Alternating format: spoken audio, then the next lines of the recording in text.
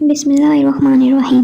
ایک دفعہ حضور پاک صلی اللہ علیہ وآلہ وسلم صحابہ کی محفل میں جلوہ فرما تھے کہ ایک شخص حاضر ہوا اور عرض کرنے لگا، یا رسول اللہ صلی اللہ علیہ وآلہ وسلم، کوئی ایسا مومن بھی ہے جو جہنم میں رہے گا؟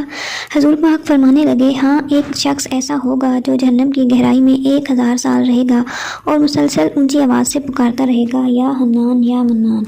ایک دن وہ اس قدر اونچی آواز سے یا حنان یا منان کہے گا کہ حضرت جبرائیل علیہ السلام جہنم کے قریب سے گزرتے ہوئے اسے سن لیں گے۔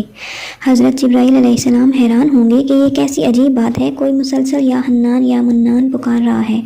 حضرت جبرائیل اللہ کے عرش کے سامنے حاضر ہوں گے اور سر سجدے میں رکھ کر خدا کی تسبیح بیان کریں گے۔ اللہ فرمائے گا، اے جبرائیل سر اٹھاؤ۔ جیسے ہی حضرت جبرائیل علیہ السلام سر اٹھائیں گے، اللہ تعالیٰ فرمائیں گے، بتاؤ جبرائیل، کیا عجب دیکھا آج تم نے؟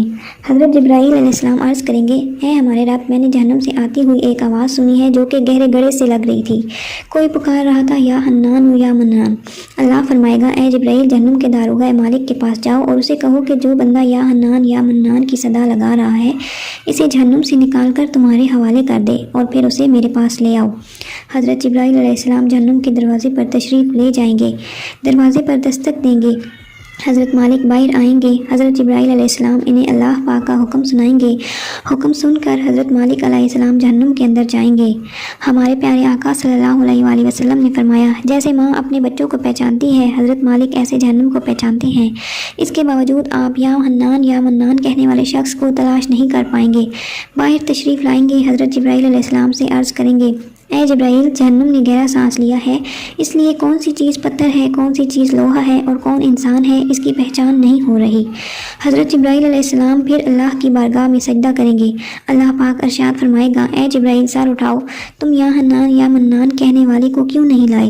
جبرائیل علیہ السلام عرض کریں گے، مولا داروغہ جہنم حضرت مالک نے بھی معذرت کر لی، کہتے ہیں جہنم نے سانس لی ہے، اس کی وجہ سے پتھر، لوہے اور انسانوں کے درمیان کوئی فرق نہیں بچا ہے، تو یہ سبھی جل کر کوئلہ بن چکے ہیں، کسی چیز کی پہچان نہیں ہو پا رہی۔ اللہ پاک فرمائے گا، جبرائیل مالک سے کہو میرا فلاں بندہ جہنم کے گھڑے میں فلاں کونے میں اس طرح پڑا ہوا ہے۔ حضرت جبرائیل علیہ السلام جہنم کے دروازے پر جائیں گے اور حضرت مالک کو یا حنان یا منان پکارنے والے کا پتہ بتائیں گے۔ حضرت مالک جہنم کے اندر جائیں گے اور دیکھیں گے کہ ایک شخص ہے، اس کے پاؤں اس کی پیشانی کے ساتھ اور ہاتھ اس کی گردن کے ساتھ بندھے ہوئے ہیں اور جہنم کے سانپ بچھو اس کے ساتھ لپٹے ہوئے ہیں۔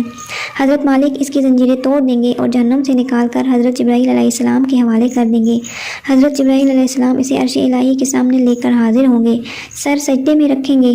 اللہ پاک فرمائے گا، اے جبرائیل سر اٹھاؤ۔ جبرائیل علیہ السلام سر اٹھائیں گے۔ اب اللہ پاک اس بندے سے فرمائے گا، اے بندے، کیا میں تیری بہترین تخلیق نہیں کی تھی؟ کیا میں نے تیری طرف رسول نہیں بھیجے تھے؟